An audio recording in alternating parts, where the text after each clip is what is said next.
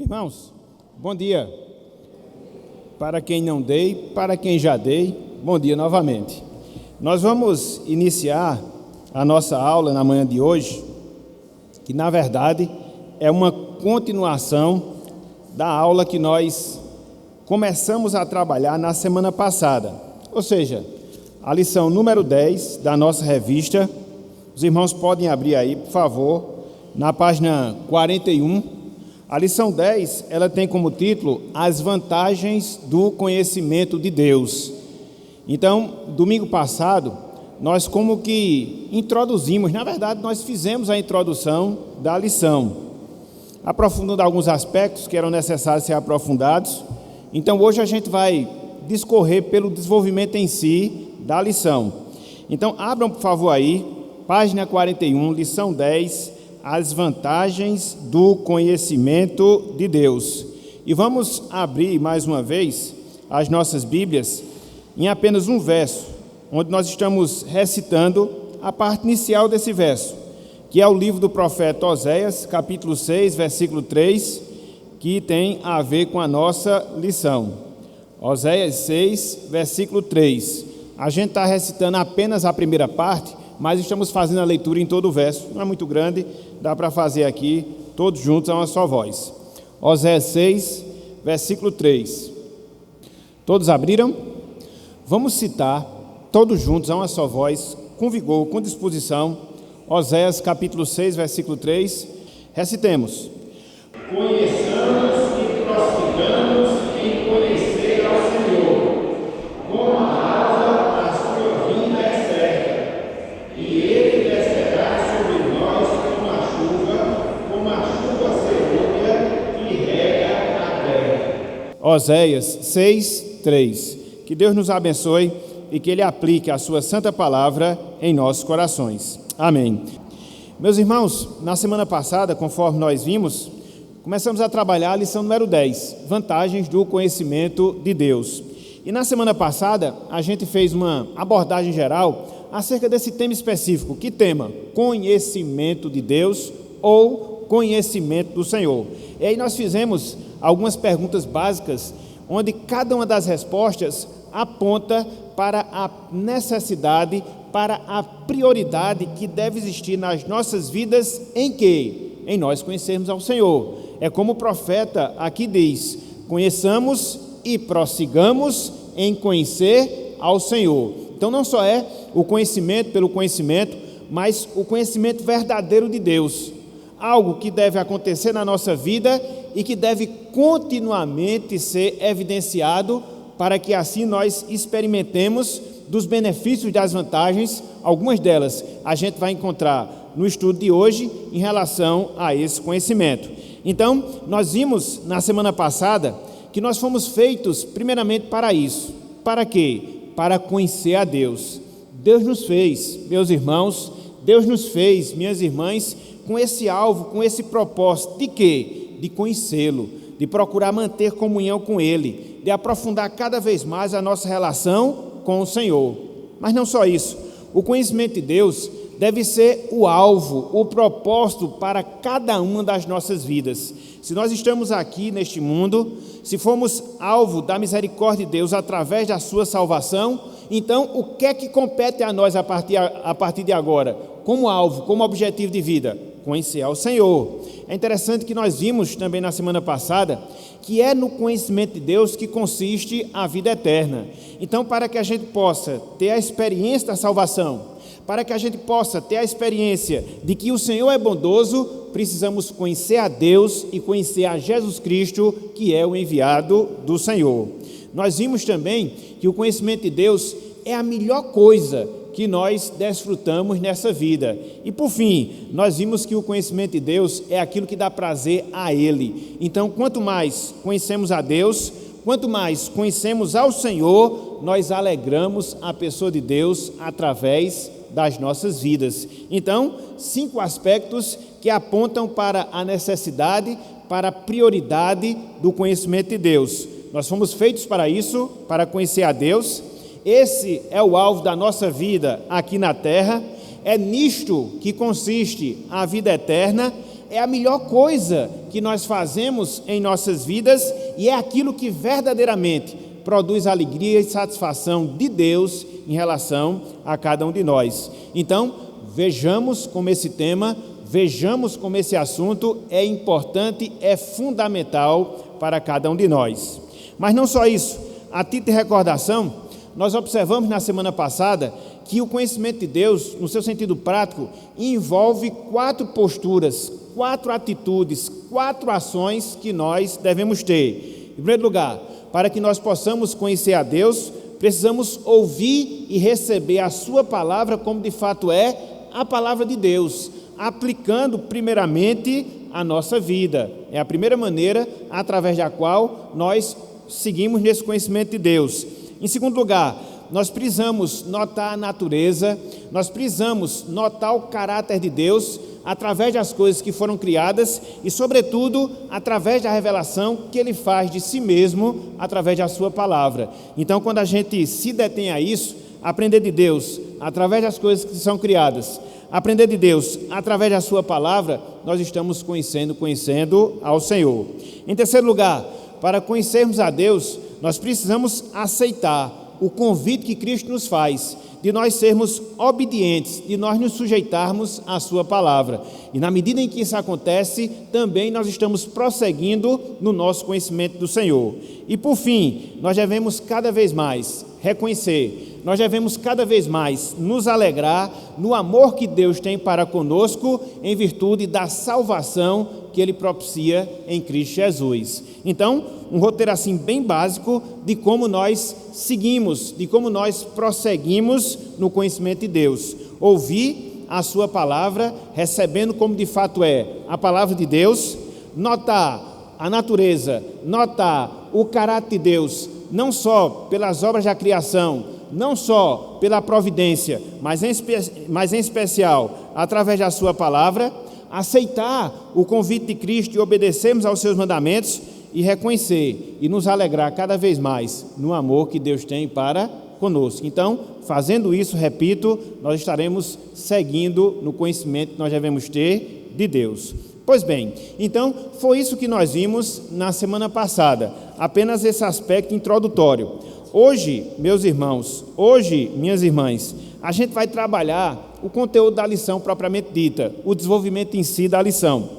E conforme os irmãos têm, podem abrir aí as suas revistas na página 42 e também 43, você encontra o quê? Os 4 pontos. Você encontra o quê? As 4 vantagens. Você encontra o quê? Os 4 benefícios de nós conhecermos a Deus, os 4 benefícios de nós conhecermos ao Senhor. Se não bastasse todo o benefício em si que já é conhecer a Deus, a Bíblia, meus irmãos, a Bíblia, minhas irmãs, nos dá essa promessa. Que promessa? Se nós procuramos conhecer a Deus, se nós seguimos no nosso conhecimento do Senhor, pelo menos essas 4 vantagens, elas serão experimentadas na nossa vida. A primeira, quem conhece a Deus tem a força de Deus. A segunda, quem conhece a Deus tem a mente de Deus. A terceira, quem conhece a Deus tem a ousadia de Deus. E a quarta, quem conhece a Deus tem a alegria de Deus. Veja quantos benefícios, veja quantas vantagens, veja quantas bênçãos a palavra de Deus reserva àquele homem, àquela mulher de Deus que procura conhecê-lo cada vez mais, que prossegue nesse conhecimento do Senhor. Se não bastasse, repita em si, o privilégio de conhecermos a Deus, a gente desfruta ainda dessas outras vantagens. Então, nessa manhã de hoje, a gente vai começar a trabalhar. Nessa manhã de hoje, a gente vai começar a ver essas vantagens no seu sentido mais direto, no seu sentido mais prático, aplicando sobretudo às nossas vidas. Ok, meus irmãos? Então, nós podemos seguir a partir dessa rápida revisão da aula da semana passada. Alguma dúvida, alguma pergunta, alguma observação? Se houver, pode fazer, para que a gente possa tirar e depois seguirmos. Se não houver, a gente vai trabalhar aqui o primeiro ponto. Podemos? Sim ou não? Vamos lá. Então, em primeiro lugar, ó, quem conhece a Deus tem a força de Deus. Quem conhece a Deus tem a força de Deus. Abram, por favor, aí, meus irmãos, as suas Bíblias no livro de Daniel, capítulo 11. Olha só que promessa maravilhosa nós temos aqui. Olha só que afirmação fantástica nós temos aqui. Veja, Daniel 11, versículo 32. Todo mundo abriu? Veja o que nos diz aqui a palavra do Senhor. Livro do profeta Daniel 11, 32. Olha só. Aos violadores da aliança, ele com lisonjas perverterá. Agora, mas o povo que conhece ao seu Deus se tornará forte e ativo. Veja que coisa interessante, sobretudo a parte B do versículo 32. O povo que conhece ao seu Deus se tornará forte e ativo. É interessante aqui que nesse verso, onde nós encontramos essa promessa, que o povo que conhece a Deus será forte, que o povo que conhece a Deus será ativo, a gente vê aqui essa palavra mas, né, que é uma conjunção adversativa, pegando aqui a regra do português, que dá a ideia de algo que é contrário. Então, quando você olha aqui esse texto, ele coloca dois tipos de pessoas, ele coloca duas categorias de pessoas. Qual é a primeira? Aos violadores da aliança, ele, o Senhor, ele, o iníquo, a gente vai explicar já já, com lisonjas perverterá. Então, quem é violador da aliança do Senhor, quem é desobediente à palavra, será levado pelo erro e pelo engano. E a gente vai ver de quem, já já. E aí ele fala do segundo grupo, da segunda categoria de pessoas, que é o grupo, a categoria de pessoas que conhecem a Deus. Então, essas pessoas, elas não serão enganadas, elas não serão pervertidas, muito pelo contrário. Pelo fato de elas conhecerem a Deus, elas serão o quê? Fortes e ativas. Então, para a gente entender um pouco esse contexto, a gente precisa ler todo o capítulo 11 de Daniel. É um capítulo um tanto quanto extenso. E aqui, o profeta Daniel, ele faz alguns prognósticos, ele tem algumas revelações para dias futuros aos deles, que já foram cumpridos no passado, sobretudo ao período que remonta àquilo que nós chamamos de 400 anos de silêncio, que é o período do final do Antigo Testamento para o Novo Testamento. Então, ele está proferindo uma profecia para esse tempo, para esse momento, onde uma determinada pessoa, iníqua por natureza, ela iria procurar perverter aqueles que serviam ao Senhor, colocando outros conceitos contrários a Deus. E aí o profeta Daniel, ele já faz essa revelação, ele já tem essa profecia. Então, se você volta, por exemplo, ao versículo 21, voltem aí, por favor, Daniel 11, 21. Infelizmente não dá para a gente ler todo o capítulo 11, ele é extenso, mas aí estou dando só uma indicação para a gente poder entender um pouco o contexto aqui do verso 32. Olha só, versículo 21. Veja quem é essa pessoa que vai perverter os violadores de aliança. Veja quem é essa pessoa que vai desviar os violadores da aliança. Olha só, depois se levantará em seu lugar um homem vil, o qual não tinham dado a dignidade real, mas ele virá caladamente e tomará o reino com intrigas. Então ele está se referindo aqui a um monarca que houve no passado, 160 anos antes da vinda de Cristo, chamado Antíoco Epifânio, e ele fez coisas absurdas em relação ao povo do Senhor. Ele procurou colocar nos judeus a filosofia e o pensamento grego, para que assim eles se desviassem da palavra do Senhor. Houve alguns que seguiram seu conselho, houve outros que não, que resistiram até o fim, que foram fortes, que foram fiéis. Então, são essas pessoas que Deus promete que o conhece verdadeiramente, que serão fortes e ativas. Eu não sei se vocês já ouviram falar na história dos Macabeus, que foi um povo judeu, resistente, fiel, àquilo que nós chamamos de tentativa de paganizar o judaísmo, que foi justamente liderada por esse monarca, Antíoco Epifânio. Ele fez coisas absurdas, como, por exemplo, colocar uma estátua de Zeus no templo do Senhor, lá em Jerusalém. Ele chegou a sacrificar uma porca no altar de adoração. Isso já era um absurdo, porque o porco, para a visão judaica e para as leis que nós temos no Antigo Testamento, era um animal imundo. Então, foram coisas horrendas que ele fez para oprimir os judeus, para oprimir aquelas pessoas que eram fiéis a Deus. Daí surgir aquilo que nós chamamos de Revolução dos Macabeus. Depois vocês podem procurar para poder aprofundar mais o conhecimento desse período da história do povo de Deus. Então, essa profecia aqui de Daniel 11, ela se refere a esse período. Essa promessa que nós temos aqui de Daniel 11:32, que o povo que conhece a Deus será forte e ativo, é nesse sentido. O povo que conhece a Deus vai se manter firme, vai se manter fiel diante de toda e qualquer investida de ofensa ao nome do Senhor, de desvio à sua palavra, de afastamento dos seus caminhos. Então, é por isso que é vantajoso conhecer a Deus. É por isso que é vantajoso conhecer ao Senhor. Quando você tem esse conhecimento, quando você aprende de Deus e aprofunda cada vez mais o seu conhecimento do Senhor, podem vir as perseguições que vierem, podem vir as dificuldades que vierem, mas você será forte, você será ativo pela força que vem de Deus, pela força que vem do Senhor. Foi isso que aconteceu aos judeus do tempo para o qual aqui Daniel faz essa profecia.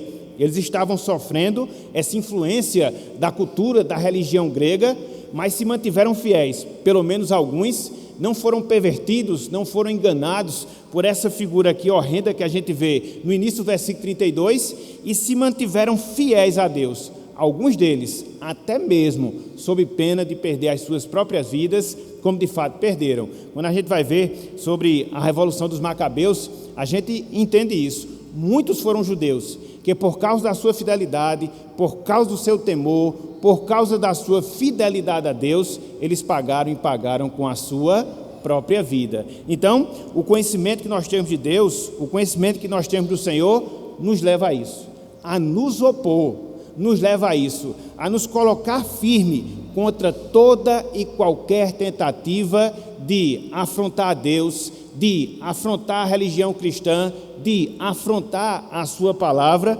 E quando nós observamos por todo o livro de Daniel, nós vemos que Daniel era um homem assim. Era um homem que não se dobrava diante das tentativas de mundanização, era um homem que não se dobrava diante das tentativas para ele descumprir a palavra do Senhor. Quer seja na sua juventude, conforme a gente vai ver lá no capítulo 1, quer seja quando ele já era uma pessoa mais madura, conforme nós observamos no capítulo 9, quer seja aos amigos de Daniel, que também pela fidelidade não se curvaram às ordens de se dobrar à estátua que foi feita pelo rei, ou para o rei, que a gente vai ver também a história, e se mantiveram firmes, constantes, sempre fiéis a Deus. Por quê? Porque o povo conhece a Deus, ele é forte e ativo. Vamos ver esses casos, vamos ver esses exemplos. O primeiro deles, abram aí, por favor, Daniel capítulo 1, versículos 8 a 16. A gente aqui encontra Daniel, um jovem, muito provavelmente um adolescente, que havia sido exilado, havia sido tirado da sua terra natal e levado lá para a Babilônia. Não estava mais no contexto da sua religião, não estava mais no contexto nacional, poderia a partir desse instante simplesmente dar as costas para tudo aquilo que havia aprendido, para tudo aquilo que havia vivido em termos de religião, e viver de maneira pagã, e viver de maneira ímpia. Mas foi isso que Daniel fez? Não, muito pelo contrário. Olha só o que diz aqui o versículo 8, Daniel capítulo 1, versículo 8, olha só. Resolveu Daniel firmemente não contaminar-se com as finas iguarias do rei, nem com o vinho que ele bebia. Então pediu ao chefe dos eunucos que lhe permitisse não contaminar-se. E a gente vê o resto da história e observa que Daniel ele foi bem-aventurado nesse seu intento. Ele não se curvou à imposição da época, ele não se encurvou à imposição daquele contexto pagão no qual ele vivia. Não, eu vou me alimentar dos legumes, eu vou me alimentar das verduras, mas eu não vou compactuar em me alimentar com as finas iguarias do rei. Não é que as comidas em si, elas fossem profanas ou pecaminosas, é porque elas diziam respeito a todo o ritual pagão que existia lá na Babilônia. Então, Daniel era um jovem que vinha de Jerusalém, era um jovem que tinha um conhecimento de Deus, era um jovem que tinha conhecimento da lei de Deus e disse: eu não vou me sujeitar a essa nova realidade. Veja, meus irmãos, como é um fato de que um povo que conhece a Deus, ele é forte. Veja, minhas irmãs, como é uma verdade, que o povo que conhece a Deus, ele não vai se dobrar pelo mundanismo, ele não vai se dobrar àquilo que corrompe, àquilo que é contrário aos valores de Deus. E aí, quando você começa a considerar essas coisas, você percebe como é necessário hoje nós termos esse conhecimento de Deus. Como é necessário hoje nós desfrutarmos dessa vantagem. Que vantagem? De sermos fortes, de sermos ativos e não nos curvarmos diante das imposições do mundo, que muitas vezes querem imprimir no nosso coração valores que são contrários à sua palavra, e diante dessas coisas, o que é que a gente deve fazer? Abrir mão dos nossos princípios? Não. O que é que a gente deve fazer? Abrir mão dos nossos valores? Não. Nós devemos nos manter fiéis. E aí Deus vai nos fazer fortes e ativos, assim como Ele fez com Daniel. Já pensaram? Daniel aqui, ele era um jovem, adolescente, muito provavelmente entrando no período da juventude. Então, ele tinha tudo, humanamente falando, para se deixar levar. Eu estou em outro país, o meu povo foi invadido, foi feito escravo, então agora eu não tenho referência nenhuma mais. Não, muito pelo contrário. Apesar de estar distante de Jerusalém, apesar de não estar mais praticando a religião judaica, porque tinha cessado de todo jeito, Daniel, a Bíblia diz aqui que ele firmemente resolveu não contaminar-se com as iguarias do rei. Como, meus irmãos, como, minhas irmãs, isso é importante nos nossos dias. A gente vive num mundo onde os valores seculares, eles estão aqui, constantemente nos assediando. Eles estão aqui, constantemente nos tentando. E, infelizmente, muitas pessoas deixam-se levar pela segunda filosofia, pela seguinte filosofia: todo mundo faz, eu também devo fazer. Daniel não pensou assim, não. Daniel não teve essa visão, não. Todo mundo pode fazer, mas eu não. Todo mundo pode contaminar-se com as iguarias do rei, mas eu não. E ele propôs essa vontade de maneira firme, de maneira coerente, e Deus abençoou. Tanto é que quando foi no final do teste, a gente vê que ele, Daniel, ele apresentava uma saúde melhor, um vigor melhor do que os demais jovens. Então, isso mostra, meus irmãos, que quando nós somos fiéis a Deus, Deus vai suprindo as nossas necessidades. Quando nós somos fiéis a Deus, Deus vai nos auxiliando. E aquilo que muitas vezes é prova para nós, acaba sendo uma oportunidade para que o nome de Deus ele venha a ser glorificado em nossas vidas. O povo que conhece a Deus, ele é forte e ativo. O povo que conhece a Deus não se dobra às imposições mundanas. O povo que serve a Deus, ele se mantém fiel à sua palavra e à sua pessoa, não abrindo mão jamais para qualquer coisa que possa desviá-lo desse caminho. Então, que nós não brinquemos com essas coisas. Conforme nós falamos, hoje a gente vive assediado, valores, princípios, comportamentos, pensamentos, e aí você fica entre dois lados: ser fiel a Deus ou ser benquisto pelo mundo, ser fiel ao Senhor ou ser benquisto pelas pessoas que não conhecem a Deus. Não existe meio termo. E aí nós devemos fazer a nossa escolha, e aí nós devemos fazer a nossa opção. De quê? De Deus e também da sua palavra. O povo que conhece a Deus será forte e ativo. Mas não só isso, eu queria chamar a atenção para um segundo momento. Agora não para Daniel, mas para os seus amigos. Daniel capítulo 2. Daniel capítulo 3, melhor dizendo. De Daniel? Beleza. Então só voltar aqui, meus irmãos. Daniel 9. Olha só. Exatamente. Ora, Deus concedeu a Daniel misericórdia e compreensão da parte do chefe dos eunucos. Disse o chefe dos eunucos a Daniel: tenho medo do meu senhor, o rei, que determinou a vossa comida e a vossa bebida, porque, pois, veria o vosso rosto mais abatido do que os dos outros jovens da vossa idade. Assim poríeis em perigo a minha cabeça para com o rei. Aí Daniel conforta. E olha o que acontece no versículo 15, que eu acabei de só lendo até o versículo 8. Olha só, no fim dos 10 dias, mostrando esse resultado da fidelidade de Daniel, a sua aparência era melhor. Estavam eles mais robustos do que todos os jovens que comiam as finas iguarias do rei. Deus foi fiel a Daniel e não o desassistiu, muito pelo contrário. Então, muitas vezes, meus irmãos, só pegando aqui uma deixa, muitas vezes nós somos provados. Veja, não estou dizendo que somos tentados, em alguns momentos são, mas muitas vezes nós somos provados. Provados a quê? A sermos fiéis a Deus. Às vezes coisas simples, que talvez seja, mas terminem abrindo portas para outras coisas. Porque não nos enganemos não. Determinados pecados na nossa vida, determinadas falhas que são grandes, eles não aconteceram assim do dia para a noite. Via de regra, é uma coisa que você vai abrindo aqui, via de regra, é uma coisa que você vai abrindo acolá, e você vai se acostumando, vai se relativizando com essas coisas. Quando você menos espera, você está praticando uma coisa horrível perante o Senhor. Foi por isso que Cristo disse: ser fiel no pouco, que sobre o muito te colocarei. Então, Deus exige de nós a fidelidade, quer no muito, quer no pouco.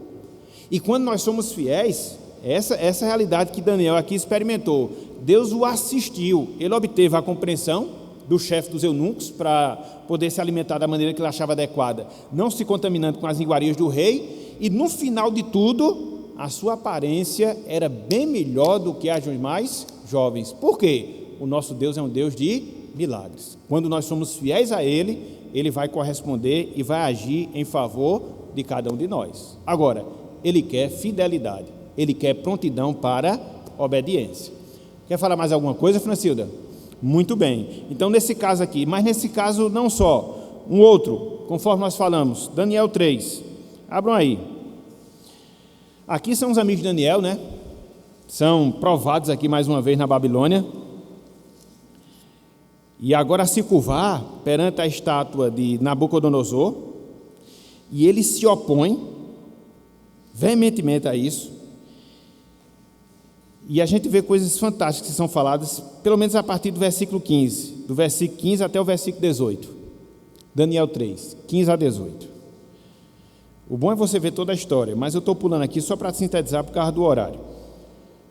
Veja só o que diz aqui a palavra. Daniel 3,15. Ora, agora, pois, estai dispostos, e, quando ouvirdes o som da trombeta, do pífaro, da cítara, da harpa, do saltério, da gaita, de foles, prostrai-vos e adorai a imagem que fiz.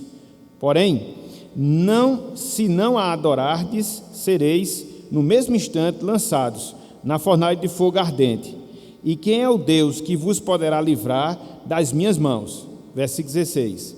Responderam Sadraque, Mesaque e Abednego ao rei: ó Nabucodonosor, quanto a isto, não necessitamos de te responder. Se o nosso Deus, a quem servimos, quer livrar-nos, Ele nos livrará da fornalha de fogo ardente das tuas mãos, ó rei. Se não, fica sabendo, ó rei, que não serviremos a teus deuses, nem adoraremos a imagem de ouro que levantaste. Olha só que firmeza, meus irmãos. Pode mandar queimar. Pode mandar queimar. Agora, se vir, eu não vou. Pode mandar para a fornalha. Agora, se vir, eu não vou. Se aprover a Deus nos livrar, Ele vai livrar. Entendeu? Mas mesmo que Ele não me livre, eu vou ser fiel pagando com minha própria vida. Olha só. O povo que conhece a Deus será forte e ativo. Pode o sangue dar na canela. Pode chover canivete aberto. Eu até vi uma expressão essa semana que eu achei interessante.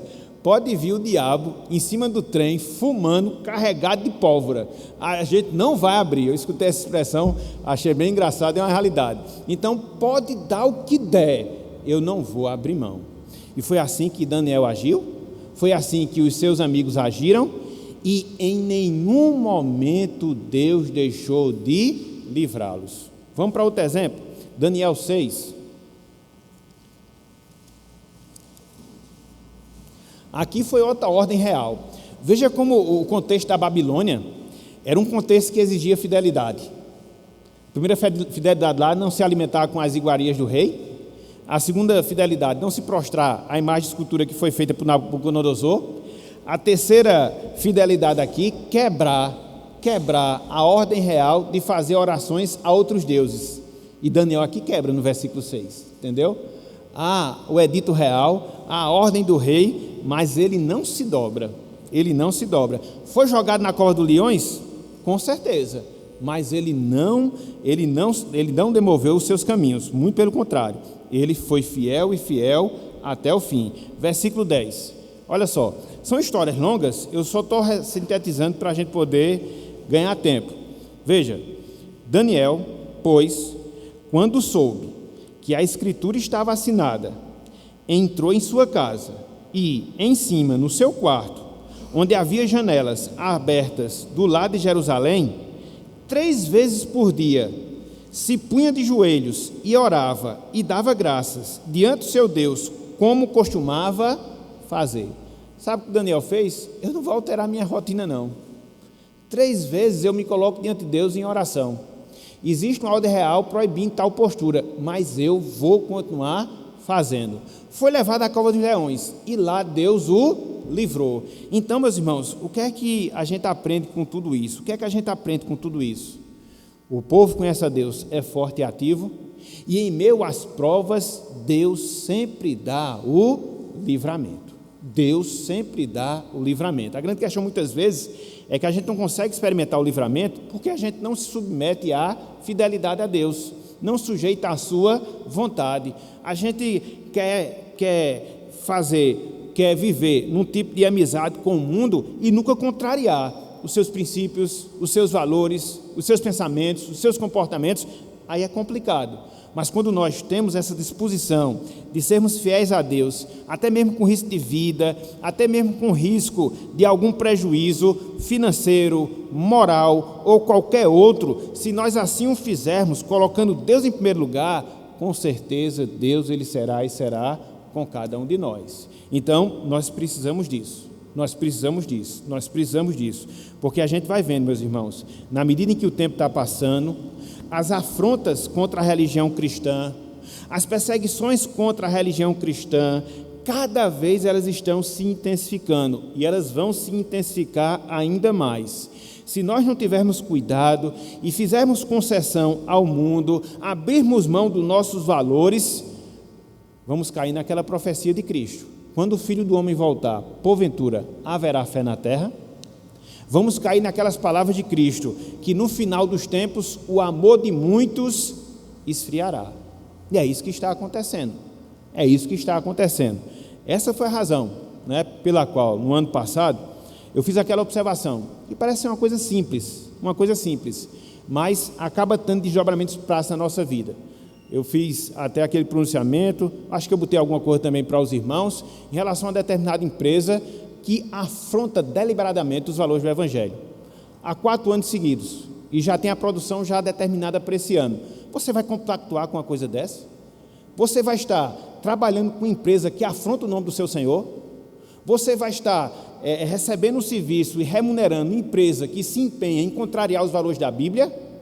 Complicado, meus irmãos. Mas tem algumas coisas boas para a gente, mas vale a pena? Vale a pena. Eu, particularmente, não tenho consciência boa para isso. Saber que uma empresa, ela se empenha na causa LGBT, na destruição da família tradicional, na zombaria do nome de Deus, e eu estar mantendo, porque quando você mantém um serviço, uma empresa dessa, você está mantendo essa empresa. Há esses valores que contrariam o Evangelho. Eu não quero perder a série que eu gosto, eu não gosto de perder o filme que eu gosto, mas aí, você vai optar por estar dentro de uma situação como essa, de uma empresa que afronta a Deus, abre mão de alguma regalia, de um privilégio.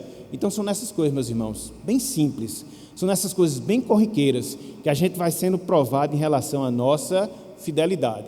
Dia do Senhor, uma outra coisa, é princípio moral, 4º mandamento. Mas quantas vezes a gente não abre mão por causa do nosso conforto? A gente não abre mão por causa de um determinado entretenimento? A gente não abre mão por causa de um determinado trabalho, e a gente prefere profanar e desobedecer ao 4º mandamento, lembra-te do dia de sábado para o santificar, a prejudicar aquilo que a gente acha correto ou que a gente deseja fazer. Então nós precisamos rever nossos valores, porque são através dessas coisas simples que a gente vai vendo, que a gente vai abrindo.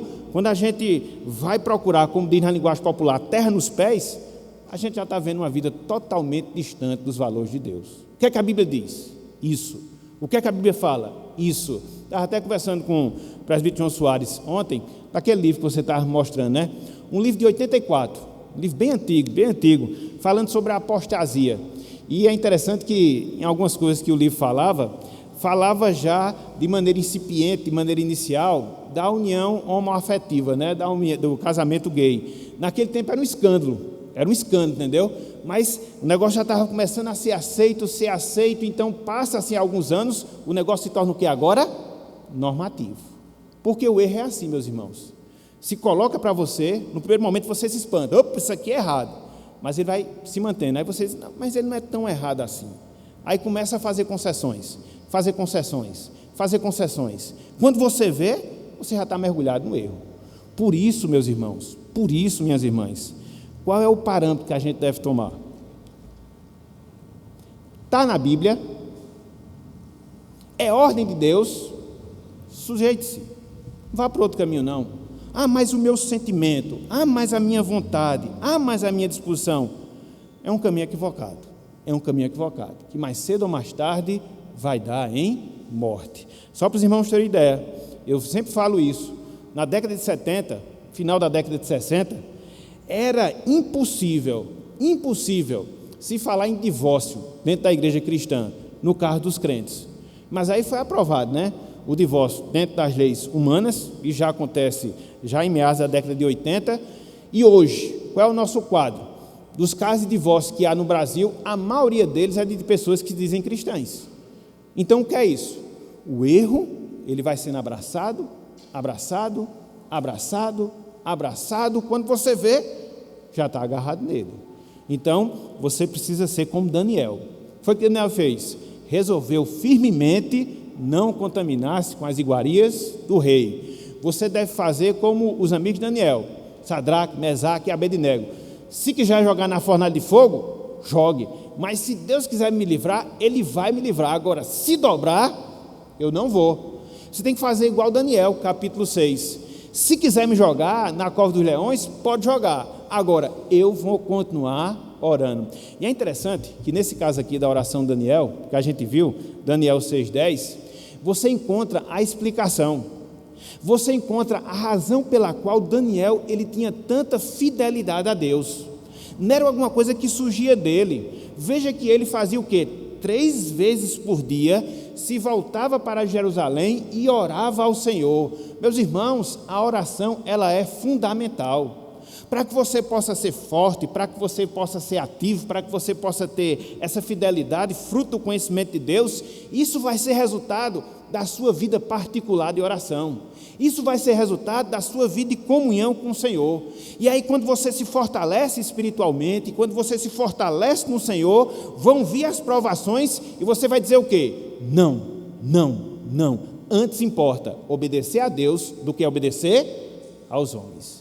Se for preciso perder a minha vida, eu vou perder. Se for preciso perder as minhas amizades, eu vou perder. Se for preciso perder algum privilégio que eu tenha na minha empresa, no meu emprego, eu vou perder. Mas eu vou dormir com a consciência limpa de que servi ao Senhor e fui fiel a Ele. É isso que a gente deve fazer. É essa perspectiva que a gente deve ter. Eu sempre gosto de lembrar do exemplo do apóstolo Paulo. Abram aí, por favor. Timóteo. Eu não sei se os irmãos estão recebendo, mas a gente aqui, pelo menos na igreja, recebe aqueles exemplares da igreja perseguida. Foi o trabalho que houve no ano passado, né? Gente, você já imaginou o que é viver num país que é proibido você servir ao evangelho? Não imaginou não foi, né, Marisa? De você ter uma foice no pescoço, feito galinha. Hoje não, né? Que as galinhas já vêm abatidas, né? Mas antigamente você comprava a galinha, matava a galinha, despenava a galinha e servia a galinha, né? E como é que se mata a galinha? Não é? E a bicha vai assim. Você já pensou, você está num país, botando uma faquinha aqui no pescoço, e aí? Vai renegar Cristo ou não? Se renegar, vive. Se não renegar, de muitas vezes colocar um filho seu, uma criança, eu nem aconselho muito, mas vez por outra tem esses vídeos na internet, não tem? De extermínio. O ano passado mesmo, no Natal, foi até uma reação a uma atitude americana, salvo engano foram exterminados 20 cristãos dentro de uma igreja, fuzilados, entendeu? De você ver ali um filho seu, não é brincadeira não, quem é pai, quem é mãe sabe o que é isso, entendeu? De você ver um filho seu e dizer, olha, se renegar, Cristo vive, se não renegar, morre. Gente, essa é a realidade aí fora.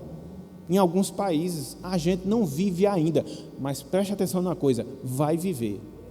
Eita, pastor, o senhor é o correio da má notícia, né? Não, eu sou realista,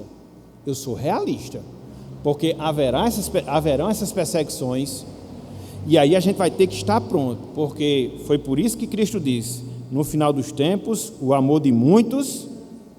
Então Cristo não estava dizendo aqui aleatoriamente não, porque vai esfriar mesmo, vai esfriar o amor, vai esfriar a fidelidade, vai esfriar o temor, entendeu? A gente vê aí o nome de Deus, inclusive por pessoas ditas pastores, são humoristas travestidos de pastores, que citam piadas direto com o nome de Deus. O que é que diz o terceiro mandamento? É o que mais Cláudio Duarte faz, não é? Vive tomando o nome de Deus em vão. E os crentes, desligue, meu irmão. Instrumento do diabo para perverter o povo de Deus. Instrumento do diabo mesmo, entendeu? Porque o nome de Deus é santo, entendeu? E aquele que profanar o seu nome, ai dele. É o que vimos no terceiro mandamento. Então tenhamos cuidado. É essa secularização que a igreja vem vivendo, nos usos e costumes, entendeu? Ah, mas todo mundo se veste assim, mas você é crente, não vai se vestir assim, ok? Todo mundo faz isso, mas você não vai fazer isso, né? Estava até conversando com um irmão, desculpa aqui o parênteses aberto, mas acho que é necessário a gente estar alertando sobre essas coisas, né? Questão mesmo hoje do vinho, se popularizou, né? Os crentes hoje, garrafinha lá de vinho, uma cervejinha, pastores até que se dizem reformados, puritanos, entendeu? O que é que tem? A gente faz para o Senhor, tem muita coisa.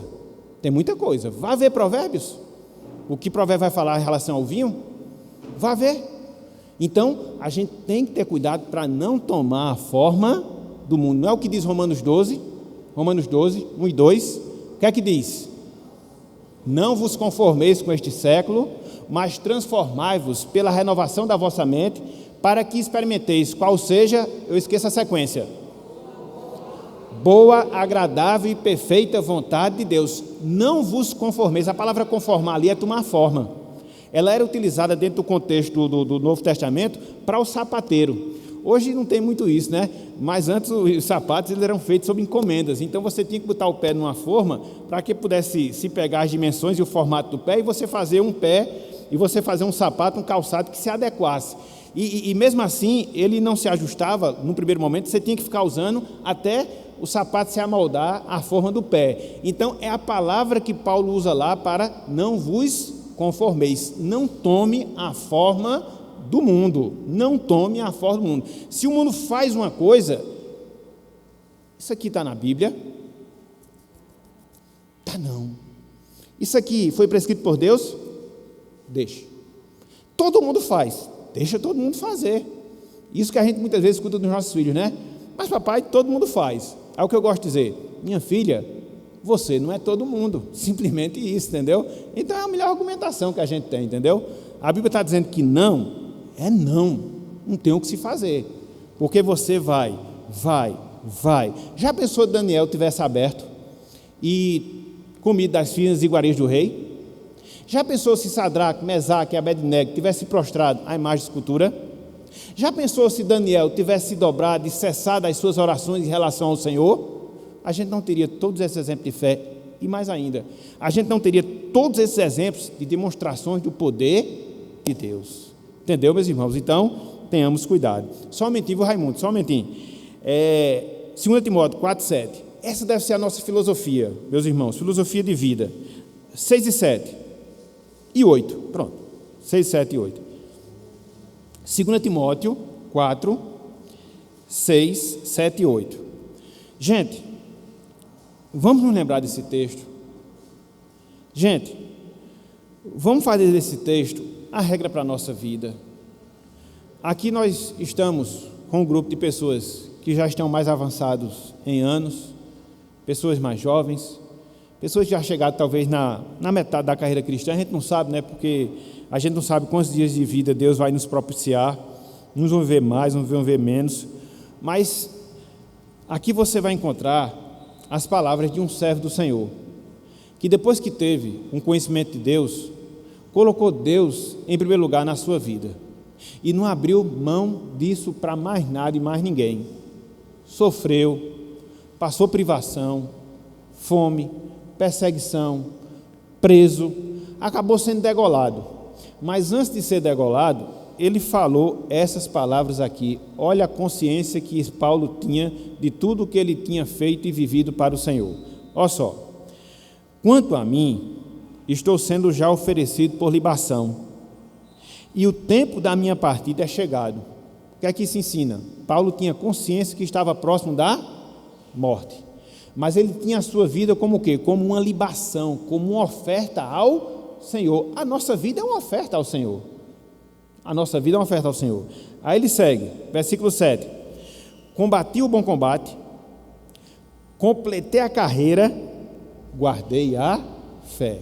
Que a gente não faça, pastor Armando até dizia de uma determinada pessoa que foi citar esse texto e terminou citando errado. A pessoa disse o seguinte: combati o bom combate, levei uma carreira, perdi a fé. Não. Pastor Armando dizia que a pessoa foi citar esse texto, aí trocou, entendeu? Não, combati o bom combate, completei a carreira, guardei a fé. Versículo 8. Já agora a coroa da justiça me está guardada, a qual o Senhor, reto juiz, me dará naquele dia, e não somente a mim, mas também a todos quanto amam a sua vinda. Quer receber a coroa do Senhor? Acho que todo mundo aqui quer, né? Já pensou, meus irmãos, na eternidade, Cristo colocar sobre as nossas cabeças a coroa da vida? Ele mesmo vai nos recompensar, Ele mesmo vai nos dar. Agora, tem um preço a pagar.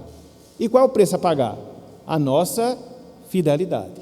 É aquilo que eu digo, hoje a gente está muito acostumado com a filosofia de querer só os bônus, e nós não queremos os ônus. Não, a gente precisa cumprir a nossa obrigação, cumprir o nosso dever, e Deus vai nos abençoar. Exatamente, é por isso que a gente tem essa visão, né? Onde é que tem isso na palavra? Isso é correto fazer? Isso é correto escutar? Então a gente tem que ser crítico, meus irmãos. Tem que ser crítico. Na verdade, essa é uma das bases sobre a qual repousa o conservadorismo. Eu sou conservador no sentido religioso, eu sou conservador no sentido filosófico, eu sou conservador no sentido político, porque o conservadorismo prima pela crítica. A crítica construtiva, é você ver se uma coisa está certa ou não, entendeu? Então, a gente vê muita palavra conservador hoje, sobretudo no sentido político, o pessoal não sabe nem o que é isso, entendeu? Mas o conservador é aquela pessoa que é crítica, que ela nunca acredita em nada e ninguém, ela vai sempre criticar para ver se aquilo ali está certo a partir de um determinado padrão. Isso é um conservador. Então, nós devemos ser conservadores também até nesse aspecto. Essa é a palavra certa. Filtrar, analisar, entendeu? Eu me lembro muito dos nobres bereanos. Veja, lá em Atos é dito, acho que é Atos 14, que a pregação de Paulo, meus irmãos, olha que não era pregação de qualquer um, não, mas a pregação de Paulo, eles consultavam nas Escrituras para saber se as coisas de fato eram daquela forma. Então a gente tem que ter o que nós chamamos de criticismo, né? De você analisar as coisas, de você avaliar as coisas e saber se elas são certas ou não, à luz das Escrituras. Só a Escritura. Daniel 9:3. Rapaz, é muito bom. Eu estava revendo o livro aqui de Daniel, é porque não dá tempo da gente ver tanta coisa, né? Mas é fantástico a gente ver essas coisas. Daniel 9. Daniel 9, versículo 3. Se você olhar o versículo 2, Deus tinha proferido a Daniel o período que ia durar o tempo do cativeiro, né? Porque o povo tinha desobedecido a lei de Deus, aquele negócio todo, e aí Daniel começou a entender esse período do cativeiro, né? Ia ser os 70 anos, que o povo estaria lá na Babilônia, depois ia mudar o reino, mas eles continuariam cativos, e somente com Ciro eles voltariam à Palestina, a Jerusalém. Então Daniel havia entendido isso pelas profecias de Jeremias, né? Aí versículo 3, veja como Daniel era um homem de oração. Ele sabia que Deus estava julgando o povo, ele sabia o tempo que ia durar esse julgamento, ele sabia de tudo isso, mas olha só o que Daniel faz. Olha só, versículo 3. Voltei o rosto ao Senhor Deus, para fazer o que, gente? para o buscar com orações e súplicas, com jejum, pano de saco. Se voltou, ele sabia que ia passar aquele período todo no cativeiro, mas ele orou, ele teve um senso de pecado. E olha que quem pecou necessariamente não foi ele, foi toda uma nação, tanto é que ele foi levado cativo, exilado lá para a Babilônia. Mas ele se identificava com o povo de Deus. O povo de Deus desobedeceu a sua lei, o povo de Deus profanou a sua aliança. Eu sou o povo de Deus, eu sou judeu, não tenho o que eu devo fazer, eu devo buscar o Senhor. Ele não passou pela restauração, que ele morreu antes, entendeu? Mas mesmo assim, o que foi que ele fez? Buscou a Deus em oração. Por isso Daniel era um homem que conhecia a Deus, por isso ele era forte e ativo. Podia dar o que der, mas ele era fiel. Ok? Samuel, depois eu vou ler só o comentário para a gente encerrar. Eu precisava que ia dar para ver duas coisas, mas pelo menos a gente viu uma. Já achou? Pronto, beleza. Então, agora eu quero entrar só nesse comentário da lição. Eu fiz algumas observações extras, só para a gente aprofundar mais o conhecimento. Olha só. Em um dos capítulos proféticos de Daniel, lemos: o povo que conhece ao seu Deus se tornará forte e ativo. A gente já viu isso. Olhando o contexto desse versículo, percebe-se que a atitude tomada por aqueles que conhecem a Deus é reagir à tendência agnóstica que estava operando ao seu redor. Eu já expliquei isso, né? Dentro do contexto de Daniel. Falei de Antíoco Epifânio, todo esse contexto. É exatamente isso que vemos acontecendo nos capítulos do livro de Daniel, onde é narrada a bravura de Daniel e de seus 3 amigos, Sadraque, Mesaque e Abednego. Também nós já vimos esses textos, né? Só para aprofundar. Eles eram homens que conheciam a Deus e, consequentemente, sentiam-se compelidos a se colocar ativamente contra as convenções e preceitos da falsa religião. É contra Deus? Opa, não conte comigo, entendeu? Vai ser para pagar com a própria vida? Eu estou aqui, eu não vou jamais, não vou voltar a minha postura em relação à fidelidade a Deus, voltar atrás em relação a isso. Aí segue aqui o comentário.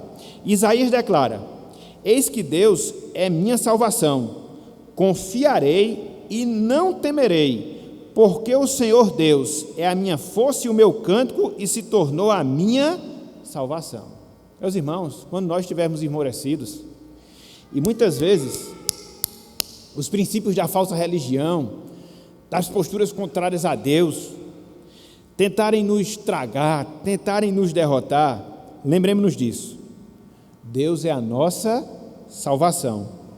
Nós vamos confiar, nós não vamos temer, porque Deus é a nossa força. É aquilo que o pastor Armando também dizia: eu e Deus somos maioria. Eu e Deus somos maioria. A gente tem que ter essa filosofia. Se você está certo, se você está com a verdade, abra mão não, por nada, por ninguém, abra mão não, que você vai ver o que Deus vai fazer na sua vida. Segue. Essa força de Deus não se resume em atitudes públicas, não. Os homens que conhecem a Deus são, antes de tudo, homens de oração, que amam as palavras da revelação bíblica. Salmo 1, que a gente está recitando. Quanto maior o conhecimento de Deus, maior a nossa energia. Disse Paulo: tudo posso naquele que me fortalece. Veja que existe aqui uma equação espiritual, né? Quanto mais você conhece a Deus, mais você vai ter a força de Deus. Quanto mais você conhece a Deus, mais você vai resistir a tudo aquilo que afronta ou contraria os valores de Deus. Então, isso nos remete a que responsabilidade? De termos esse conhecimento, de aprofundarmos essa nossa relação com Deus, para que em vindo esses testes, em vindo essas provações, hajamos como Daniel agiu, hajamos como Sadraque, Mesaque e Abednego agiram e coloquemos sempre Deus em primeiro lugar nas nossas vidas. Então, esse conhecimento de Deus, ele vai refletir em nós, em atitudes públicas, mas não só isso, mas em atitudes pessoais. Em que sentido? Nós vamos ser pessoas de oração, nós vamos ser pessoas de buscarmos o conhecimento de Deus, o conhecimento que seja aquilo que nós chamamos de conhecimento experimental. Sabe por quê, meus irmãos? E é interessante, o autor desse livro fala isso. Eu vou até depois mandar a outra parte do livro para que vocês possam ler. Às vezes, tem gente que tem um grande conhecimento sobre Deus, mas não tem um grande conhecimento de Deus. Percebem a diferença? Tem gente que tem um grande conhecimento sobre Deus, mas tem gente que tem um grande conhecimento de Deus. Porque conhecer sobre Deus é esse conhecimento intelectual que você pode ter, das doutrinas, dos ensinos e de tudo aquilo que a palavra de Deus nos ensina. Você conhece sobre Deus. E quando você pega esse conhecimento e aplica à sua vida, você estará conhecendo de Deus. Percebem a diferença? Percebem a diferença? Então, um conhecimento deve nos levar a outro. Eu devo conhecer sobre Deus, aplicando na minha vida, para que de fato eu venha ter um conhecimento de Deus. Aí você vai dizer, pastor, como é que isso acontece na prática? Simples, vou contar aqui um exemplo. Vou contar um exemplo aqui, veio aleatório à minha mente. Ninguém imagina que é alguma coisa aqui premeditada, até porque a gente não gosta de fazer isso.